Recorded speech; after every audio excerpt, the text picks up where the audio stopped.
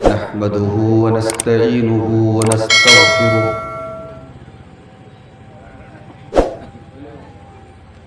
व नऊज़ु बिल्लाहि मिन शुरूरि अनफुसिना व मिन सय्यिआति अअमालिना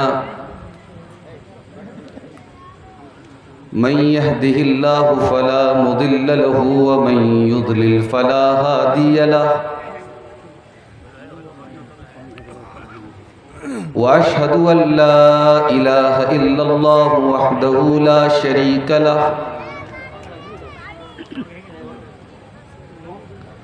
व अशहदु अन्न मुहम्मदन अब्दुहु व रसूलुहु या अय्युहल्लज़ीना आमनुत्तक़ुल्लाहा हक़्क़ तुक़ातिही व ला तमूतुन्न इल्ला व अंतुम मुस्लिमून।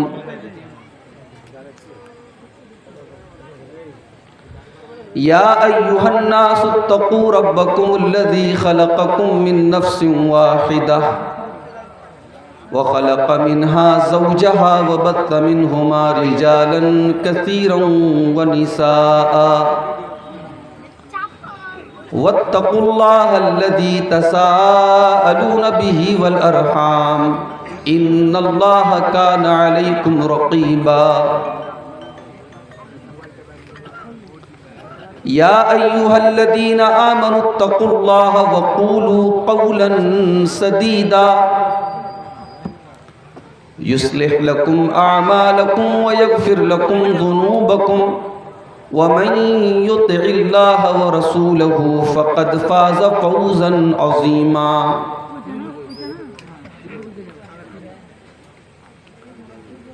अम्मा बअदु फ़इन्न ख़ैरल हदीथि किताबुल्लाह व ख़ैरल हदी हदी मुहम्मदिन सल्लल्लाहु अलैहि वसल्लम व शर्रल उमूरि मुहदसातुहा व कुल्ल मुहदसतिन बिदअह व कुल्ल बिदअतिन ज़लालह व कुल्ल ज़लालतिन फिन्नार। अऊज़ु बिल्लाहि मिनश शैतानिर रजीम बिस्मिल्लाहिर रहमानिर रहीम।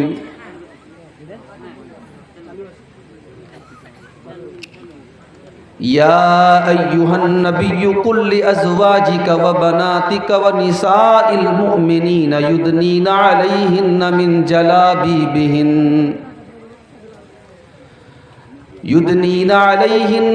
जलाबिबिहिन्ना ज़ालिका अदना अन युअरफ़्ना फला युज़ैन व काना अल्लाहु गफ़ूरर रहीमा।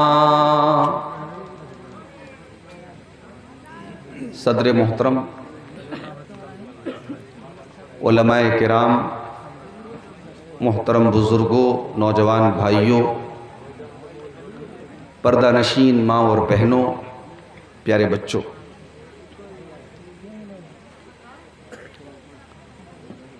आज का ये प्रोग्राम जो यहाँ के ज़िम्मेदारों ने जब मुझसे मांगना चाहा तो मैंने माज़रत की कि मैं उस तारीख़ को खाली नहीं हूँ। मेरा कलिया चक में मालदा में प्रोग्राम है और अभी बहुत ख़तरनाक एक एक्सीडेंट मेरे साथ हुआ है हाल ही में।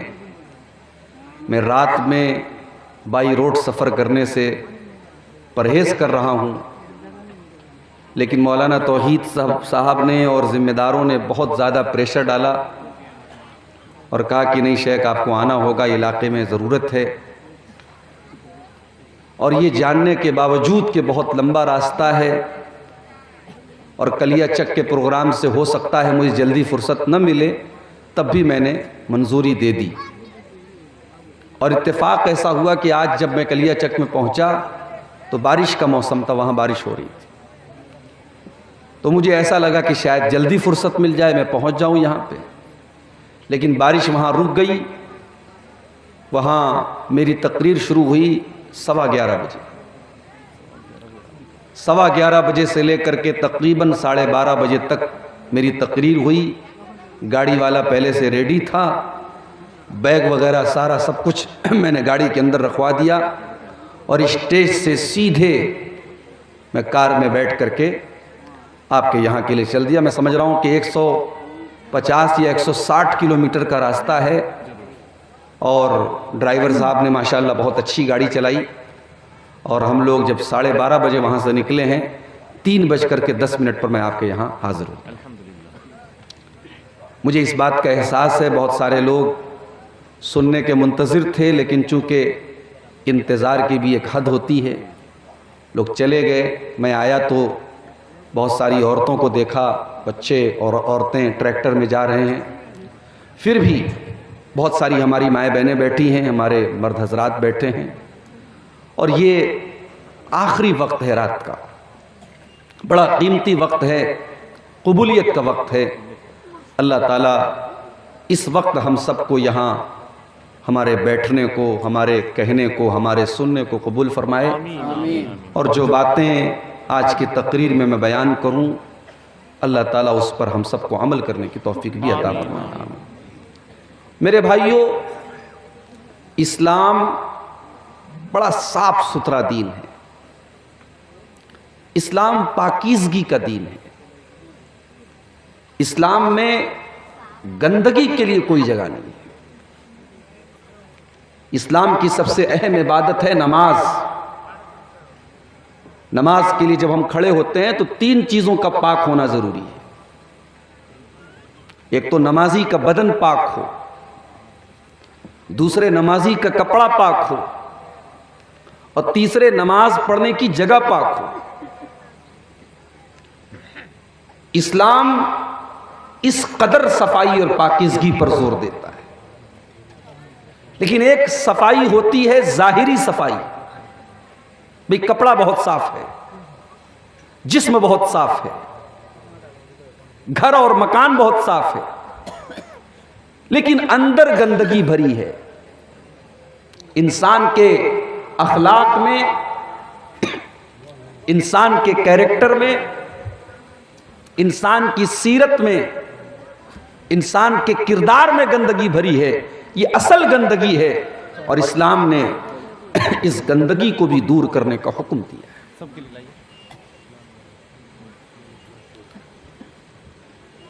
इसीलिए आप कुरान करीम का मुताला कीजिए। अल्लाह के प्यारे नबी सल्लल्लाहु अलैहि वसल्लम जब इस दुनिया में तशरीफ लाए तो आपके आने का मकसद क्या था? आप क्यों आए दुनिया में? अल्लाह ने क्यों भेजा आपको दुनिया में? लक़द मन्नल्लाहु अलल मुअमिनीना इज़ बअथ फ़ीहिम रसूलन मिन अनफुसिहिम यतलू अलैहिम आयातिही व युज़क्कीहिम व युअल्लिमुहुमुल किताब वल हिकमा व इन कानू मिन क़ब्लु लफ़ी दलालिम मुबीन। अल्लाह ताला का बहुत बड़ा एहसान है ईमान वालों पर।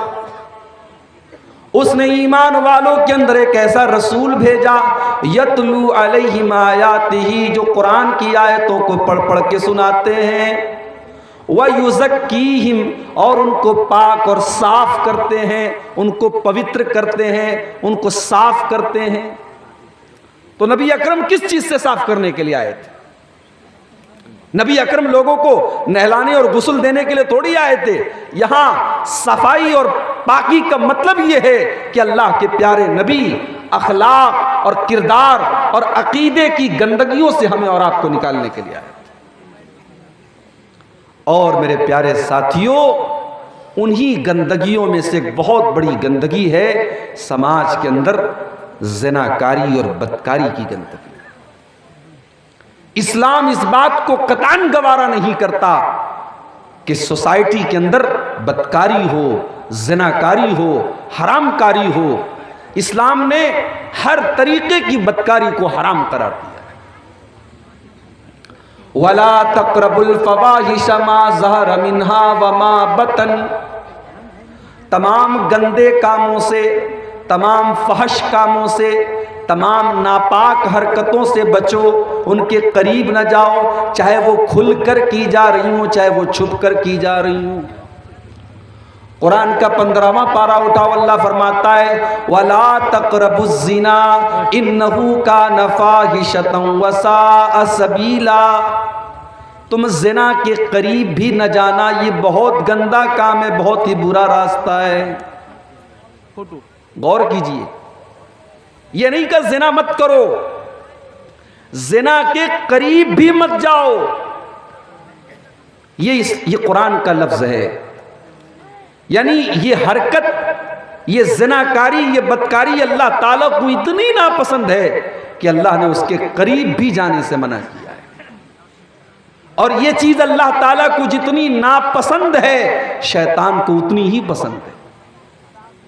आप जानते हैं, जब हमारे बाप आदम और हमारी माँ हव्वा ने जन्नत में उस दरख्त को खा लिया जिसके करीब जाने से अल्लाह ने मना किया था, तो इस गलती का सबसे पहला जो असर जाहिर हुआ, दोनों के बदन के कपड़े उतर गए, दोनों नंगे हो गए। कुरान करीम में अल्लाह ताला ने नक्शा खींचा, या बनी आदम ला यफ्तिनन्नकुम शैतानु कमा अखरज अबवैकुम मिनल जन्नह यंज़िउ अन्हुमा लिबासहुमा लियुरियहुमा मिन सौआतिहिमा। ऐ आदम की औलाद, ऐ हव्वा की बेटियों, शैतान तुम्हें बहका न दे, शैतान तुम्हें गुमराह न कर दे जिस तरीके से उसने तुम्हारे बाप आदम को और तुम्हारी माँ हव्वा को जन्नत से निकलवाया था। यंज़िउ अन्हुमा लिबासहुमा, उसने उन दोनों के कपड़ों को उतरवा दिया था, दोनों की शर्मगाहें नजर आने लगी, दोनों की का सतर नजर आने लगा, और शैतान यही चाहता था दोनों नंगे हो जाएं।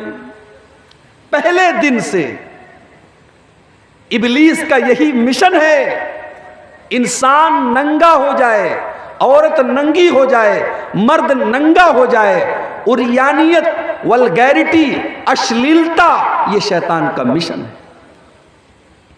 और अल्लाह का हुक्म यह है कि तुम्हें ज़िना के करीब नहीं जाना है, तुम्हें गंदगी के करीब नहीं जाना। इसीलिए जब अल्लाह ताला ने कुरान में लिबास का जिक्र किया, कपड़े का जिक्र किया, तो कपड़े का एक मकसद ये भी बताया कि कपड़ा तुम्हारे जिस्म को ढांपने का जरिया है। या बनी आदम कद अंज़लना अलैकुम लिबासन युवारी सौआतिकुम वरीशा। ऐ आदम की औलाद, हमने तुम्हारे ऊपर जो लिबास उतारा है, जो कपड़े हमने तुमको दिए हैं, इस कपड़े का दो मकसद है। ये कपड़ा तुम्हारी सतर पोशी करता है, ये तुम्हारी शर्मगाह को छुपाता है, और ये कपड़ा जीनत का काम करता है, ये तुम्हें आकर्षक बनाता है, ये तुम्हें सजाता और संवारता है।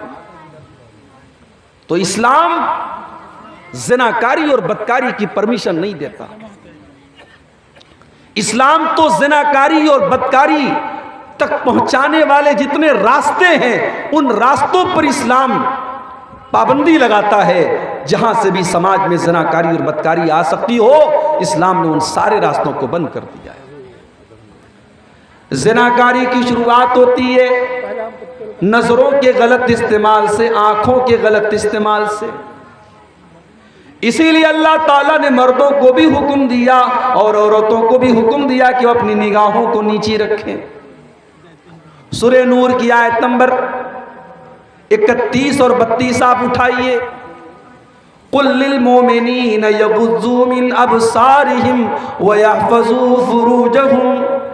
ऐ नबी, आप ईमान वाले मर्दों से कह दीजिए कि वो अपनी निगाहों को नीची रखें और अपनी शर्मगाह की हिफाजत करें।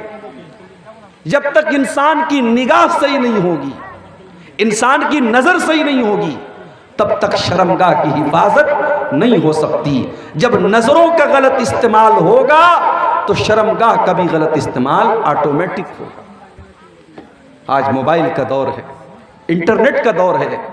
आज अगर सबसे ज्यादा कोई गुनाह हो रहा है तो नजरों का गुनाह हो रहा है, नजरों का ज़िना हो रहा है, आंखों का ज़िना हो रहा है। अल्लाह के नबी फरमाते हैं अल ऐनानी ज़िनाहुमन नज़र, आंखों का ज़िना गलत चीज़ों को देखना है। वल उज़नानी ज़िनाहुमल इस्तिमा, कानों का ज़िना गलत चीज़ों को, गंदी बातों को सुनना है। वल लिसानु ज़िनाहुल कलाम, ज़ुबान का ज़िना गलत बातों को मुंह से निकालना है। वल यदु ज़िनाहुल बत्शु, और हाथ का ज़िना गलत चीज़ों को टच करना और छूना है। वर रिजलु ज़िनाहुल खुता, और पैर का ज़िना गलत चीज़ों की तरफ चल के जाना है। वल क़ल्बु यहवा व यतमन्ना, और इंसान के दिल में गलत चीज़ों का ख्याल पैदा होता है। वल फर्जु युसद्दिक़ु ज़ालिका व युकज़्ज़िबुहु, और उसके बाद इंसान की शर्मगाह या तो गलत काम कर डालती है या बच जाती है। तो नज़र से शुरुआत होती है, इसीलिए अल्लाह ताला ने सबसे पहले नज़रों की हिफाजत करने का हुक्म दिया। उसके बाद सिर्फ मर्दों से नहीं, औरतों से भी कहा गया, वकुल्लिल मुमिनाति यग़ज़ुज़्न मिन अबसारिहिन्ना व यहफ़ज़्न फ़ुरूजहुन्ना। ऐ नबी, आप ईमान वाली औरतों से कह दीजिए वो अपनी निगाहों को नीचे रखें और अपनी शर्मगाह की हिफाजत करें। अब औरत अपनी शर्मगाह की हिफाजत कैसे करेगी? उसके लिए बहुत ज़रूरी चीज़ है औरत का पर्दे में रहना, और औरत का अपने हुस्न और अपनी खूबसूरती को छुपा करके रखना।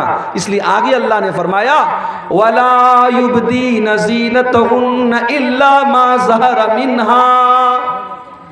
ऐ ईमान वाली औरतों, तुम अपनी जीनत को किसी गैर मर्द के सामने जाहिर मत करो। अब जीनत के अंदर औरत का चेहरा भी आ गया, औरत का पूरा बदन आ गया, औरत के जेवरात आ गए, औरत के जिस्म के नशेब व फराज आ गए। औरत सर से पैर तक जीनत है, और अल्लाह ने कहा तेरी जीनत तुझे गैर मर्दों के सामने जाहिर नहीं करना। उसके बाद फरमाया, वल यज़रिबन बिखुमुरिहिन्ना अला जुयूबिहिन्ना। ऐ मुसलमान औरतों, तुम्हें अपना दुपट्टा अपने सीने पर रखना है, अपने गरेबान पे रखना है। भाई के सामने भी, बाप के सामने भी, ससुर के सामने भी, महरम रिश्तेदार के सामने भी, जब भी तुम रहो अपने सर पे दुपट्टा रखो, अपने सीने पर दुपट्टा रखो। अल्लाह हू अकबर। कुरान करीम जैसी अजीम किताब, उसमें अल्लाह ताला ने औरत के दुपट्टा रखने का तरीका बताया है। इसका मतलब यह हुआ कि औरत का दुपट्टा और औरत का पर्दा ये कोई मामूली बात नहीं है, यह अल्लाह की नज़र में बहुत बड़ी बात है। अल्लाह ने कुरान में इसको बयान किया। मेरी प्यारी माँ और बहनों, आज औरत के सर से दुपट्टा छीन लिया गया है। आज मुसलमान औरत के सर से उसका दुपट्टा छीन लिया गया है। आज मुसलमान औरत पर्दे और दुपट्टे को से आज़ाद होना चाहती है, और दुनिया यही चाहती है कि औरत इस दुपट्टे से आज़ाद हो जाए।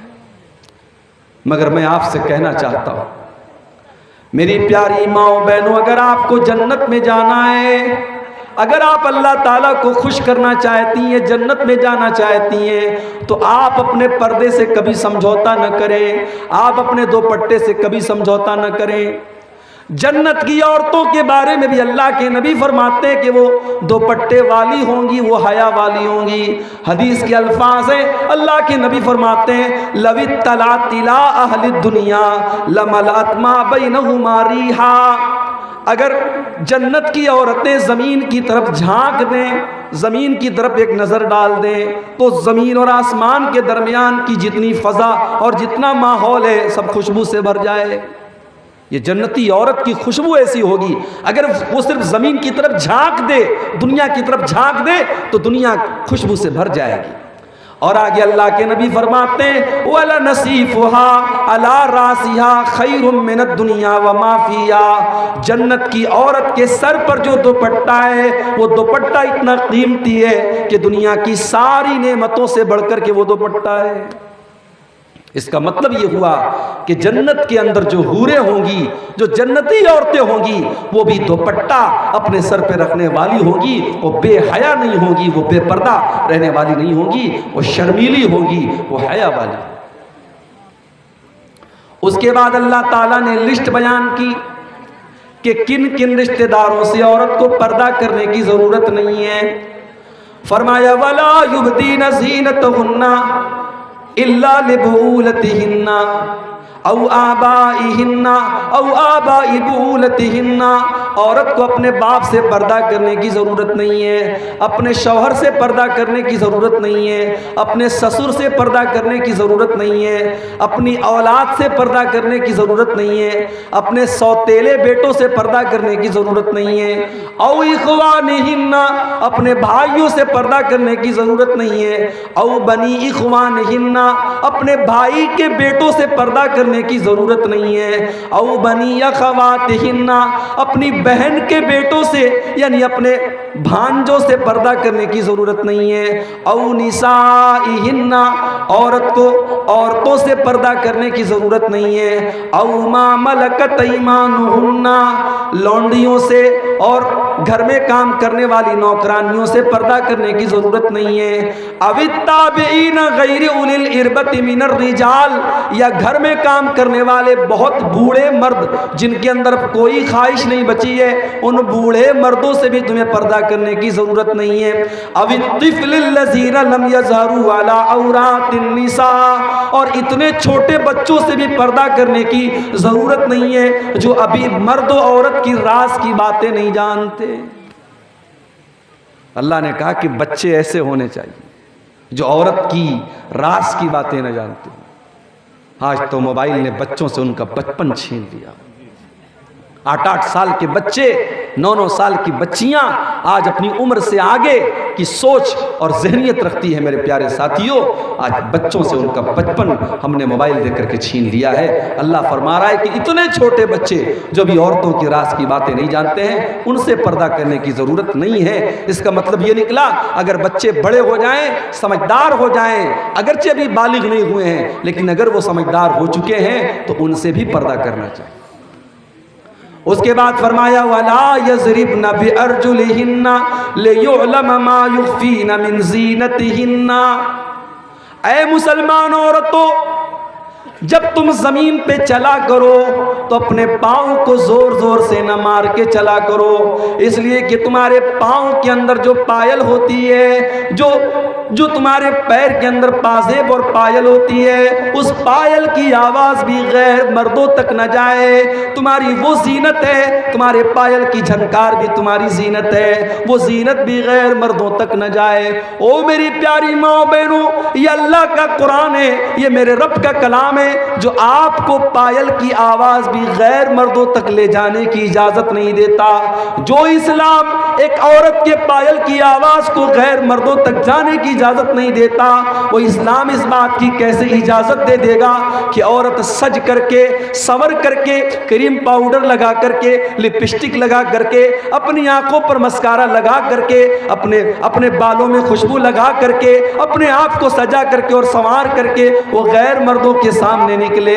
मेरी प्यारी माँ बहनों, इस्लाम ने ये सारी तालीमात इसीलिए तो दी है ताकि समाज से ज़िनाकारी खत्म हो जाए। ज़िनाकारी और बदकारी को रोकने के लिए जब तक हम इन तालीमात पर अमल नहीं करेंगे, तब तक समाज से ज़िनाकारी और बदकारी नहीं खत्म हो सकती। कुरान का 22वां पारा उठाइए, 21वें पारे की आखिरी आयतें और 22वें पारे की शुरुआती आयतें देखिए। हुक्म तो दिया जा रहा है नबी की बीवियों को, खिताब तो किया जा रहा है नबी की बीवियों को, मगर उनके जरिए पूरी उम्मत को कुछ पैगाम दिया जा रहा है। या अय्युहन नबिय्यु कुल लिअज़वाजिका इन कुन्तुन्ना तुरिदनल हयातद दुनिया व ज़ीनतहा फ़तआलैना उमत्तिकुन्ना व उसर्रिहुकुन्ना सराहन जमीला। ऐ नबी, अपनी बीवियों से कह दीजिए, अगर तुमको दुनिया चाहिए और दुनिया की दौलत चाहिए तो आ जाओ, मैं तुमको दुनिया की दौलत दे देता हूँ, लेकिन मैं तुमको तलाक दे देता हूँ, मैं तुमको छोड़ देता हूँ।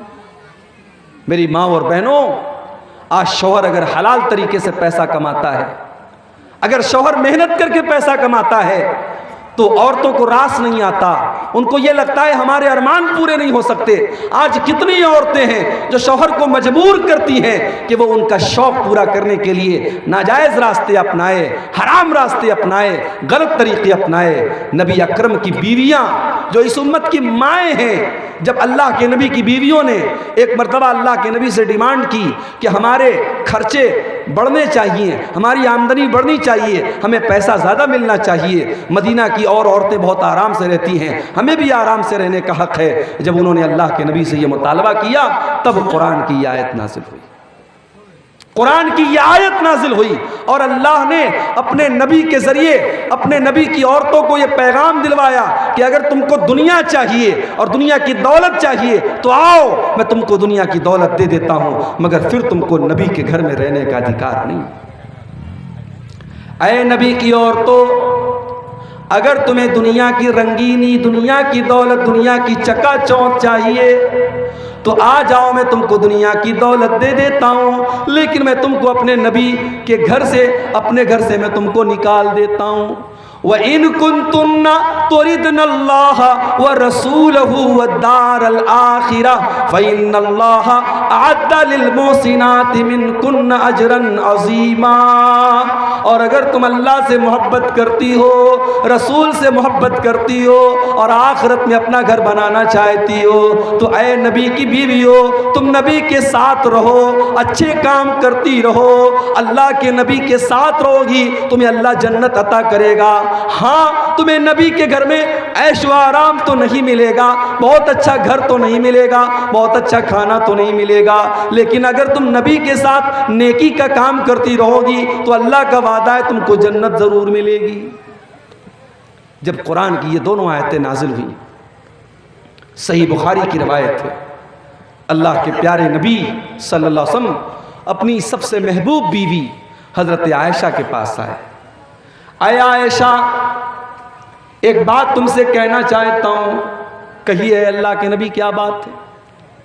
आय आयशा, जो बात मैं कहने जा रहा हूँ तुम गौर से सुनना और कोई जल्दबाजी में फैसला न करना, अपने माँ बाप से मशवरा करने के बाद तुम मुझको जवाब देना।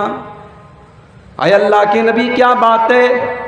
आप इस तरीके से क्यों कह रहे हैं? आखिर मामला क्या है? आपने कुरान की यही दोनों आयतें पढ़ दी। आपने हज़रत आयशा से पूछा, अय आयशा, अल्लाह ताला तुमको ऑप्शन दे रहा है, तुमको चॉइस दे रहा है, या तो तुम दुनिया की दौलत लेकर के अपने नबी से अलग हो जाओ या दुनिया की तकलीफ़ें उठा करके तुम नबी के साथ रहो। क्या करोगी आयशा? तुम्हारी चॉइस क्या है? मेरी प्यारी माँ बहनों, अम्मा आयशा ने क्या जवाब दिया था? आज वो जवाब मेरी प्यारी माँ बहनों हमारे और आपके गाल पे थप्पड़ है। आज हम दुनिया के पीछे मर रहे हैं, दुनिया के लिए खट रहे हैं, दुनिया के लिए तड़प रहे हैं। आज हमारी माएँ बहनें हज़रत आयशा के इस जवाब को सुनकर के सोचे कि आज हम कहाँ खड़े हैं। अम्मा आयशा फरमाती हैं, अय अल्लाह के नबी, अफी हाज़ा अस्तामिरु अबवैया, अय अल्लाह के नबी, क्या इसके बारे में मुझे अपने माँ बाप से मशवरा लेना पड़ेगा? नहीं नहीं, अय अल्लाह के नबी, मुझे अपने माँ बाप से मशवरा लेने की ज़रूरत नहीं है। अय अल्लाह के नबी, मेरा जवाब बिल्कुल क्लियर है, मेरा जवाब बिल्कुल वाज़ेह है। मैंने अल्लाह को चुन लिया, मैंने रसूल को चुन लिया, मैंने जन्नत को चुन लिया। मुझे नहीं चाहिए दुनिया का ऐश व आराम, मुझे नहीं चाहिए अच्छा घर बार, मुझे नहीं चाहिए अच्छा खाना। मैं अल्लाह को चुनती हूँ, मैं रसूल को चुनती हूँ, मैं जन्नत में मकान को चुनती हूँ। ये जवाब था हज़रत आयशा का। उसके बाद अब कुरान का 21वां पारा ख़त्म हो रहा है। या निसा अन्नबी मैयात मिनकुन्ना बिफाहिशतिन मुबय्यनतिन युज़ाफ लहल अज़ाबु। ऐ नबी की बीवियों, अगर तुमने कोई बेहयाई का काम किया तो तुमको डबल सजा दी जाएगी। वकान ज़ालिका अलल्लाहि यसीरा, और अल्लाह ताला के लिए कोई मुश्किल काम नहीं है। जिसका मकाम जितना बड़ा होगा उसके गुनाह की सज़ा भी उतनी ज़्यादा होगी। गलत काम आम आदमी करे तब भी गलत है और आलिम दीन करे तब भी गलत है, लेकिन आलिम दीन अगर गलत काम करेगा तो अल्लाह की पकड़ ज़्यादा होगी कि तुम आलिम थे, तुम तो जानते थे, तुमने ये गलत काम क्यों किया, उसको अल्लाह के ज़्यादा जवाब देना पड़ेगा।